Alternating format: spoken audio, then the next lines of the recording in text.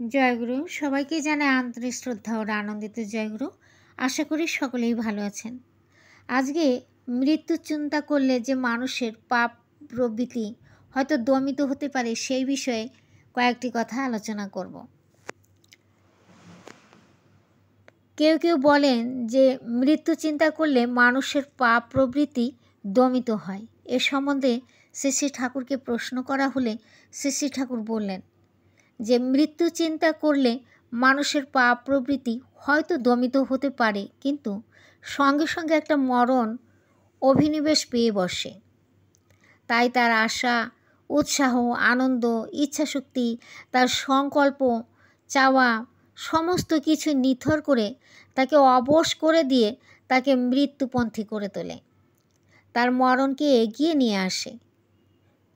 কিন্তু ভালো কিছু, বড় কিছু করতে গেলে তীব্র কঠোর উদ্যমের প্রয়োজন আছে, কষ্ট স্বীকার প্রয়োজন আছে।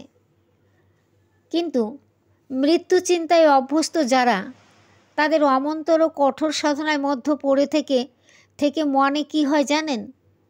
মনে হয় তার যে এসব করে আমার কি লাভ, সব কিছুতে কী লাভ?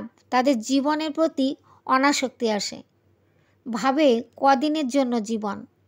তাই সৎ কাজেও তারা উৎসাহ পায় না, সৎ চিন্তা ভাবনা কিছুই তারা করতে চায় না। তারা কেমন যেন একটা মনমরা ভাব হয়ে থাকে।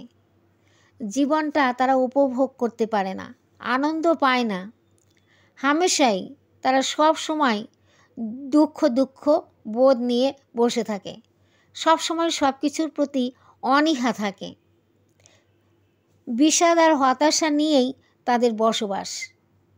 প্রতিটি সময় তাদের প্রতিক্ষণে বিষাদ এবং হতাশায় ভরপুর থাকে।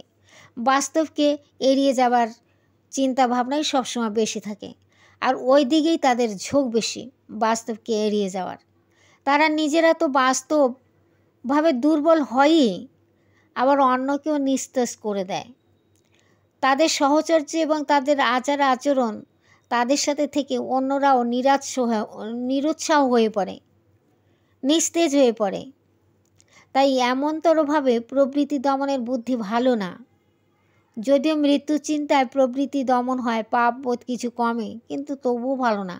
বরং সতে আকৃষ্ট থেকে মানুষের প্রতি ভালোবাসা, প্রেম, আদর্শের প্রতি নিষ্ঠা, তার অনুশাসনবাদ মানা, তার বিধিবিধানগুলো মেনে নিয়ে সহজেই নিজের প্রবৃত্তিকে সহজেই নিয়ন্ত্রিত করা যেতে পারে। আর বিচার বিশ্লেষণ ওই প্রত্যাহারের ভিতর দিয়েই ভুলগুলি তাড়িয়ে দেওয়া যায়।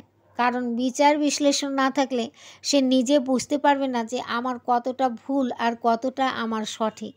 সে নিজের ভুল ভ্রান্তি বুঝতে পারবে না। তাই প্রয়োজন আত্মবিশ্লেষণের। আর বিচার বিশ্লেষণ এই কারণেই দরকার। অযথা এমন একটা পন্থা অবলম্বন করতে যাব কেন যাতে নানা উৎপাতের সৃষ্টি হয়?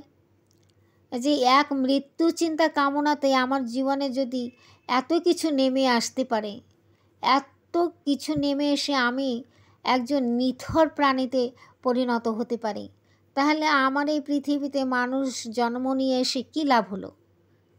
তাই সেই সব চিন্তা করে এগিয়ে যাওয়া উচিত। সর্বতোভাবে কেন্দ্রায়িত জীবন অবলম্বন করা উচিত। আদর্শকে অনুসরণ করে তার প্রতি নিষ্ঠা রেখে জীবনকে আগে নিয়ে চলে যাওয়া উচিত। আনন্দে এবং সুখে স্বাচ্ছন্দ্যে খুব সুন্দর করে বেঁচে থাকা। জয়গুরু সবাইকে জানাই আন্তরিক শ্রদ্ধা।